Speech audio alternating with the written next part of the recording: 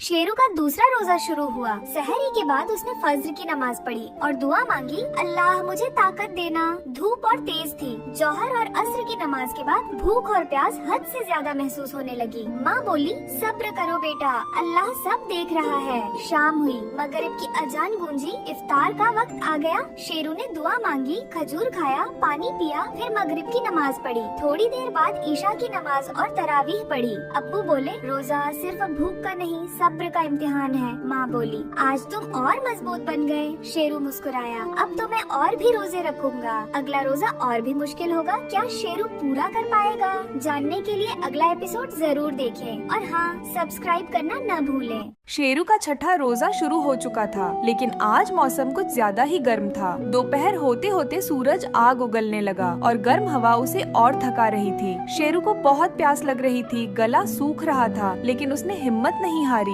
उसने खुद को समझाया, रोजा सब्र का इम्तिहान है, मुझे मजबूत बने रहना है। इतने में उसकी नजर सामने रखे ठंडे पानी के गिलास पर पड़ी, लेकिन उसने तुरंत नजरें फेर ली। तभी उसकी अम्मी आई और प्यार से सिर पर हाथ रखते हुए कहा, बेटा, अल्लाह रोजेदारों को बहुत अज्र देता है। शेरू ने हिम्मत जुटाई और मुस्कुरा दिया, मुझे पता है अम्मी, मैं सब्र करूंगा। शाम होते होते शेरू बहुत थक चुका था, लेकिन जैसे ही अजान हुई उसके चेहरे पर खुशी छा गई। उसने दुआ की और सबसे पहले खजूर खाकर रोजा खोला। फिर उसने मगरिब की नमाज अदा की और महसूस किया कि रोजा रखना सिर्फ भूखा प्यासा रहना नहीं, बल्कि खुद को मजबूत बनाना भी है। शेरू का 8वां रोजा था और आज स्कूल में उसका टेस्ट था। तेज गर्मी के बावजूद शेरू ने हिम्मत की और स्कूल चला गया। टेस्ट के दौरान उसे बहुत प्यास लग रही थी, लेकिन उसने खुद से कहा, नहीं शेरू, रोजा तो सब्र का इम्तिहान है, अल्लाह सब देख रहा है। शाम को जब इफ्तार का वक्त आया तो शेरू ने खजूर खाई और पानी पिया।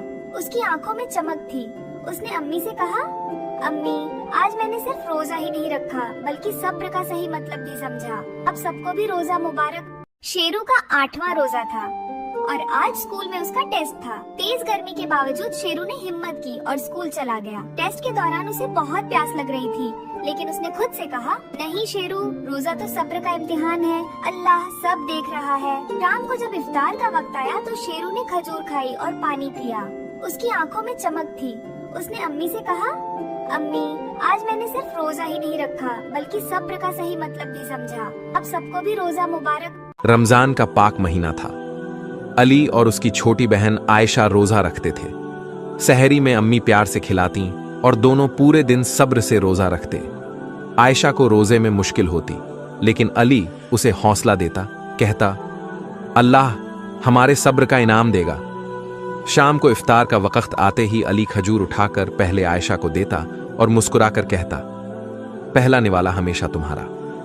आयशा की आंखें खुशी से चमक उठती। दोनों मिलकर दुआ करते और फिर साथ बैठकर इफ्तार करते।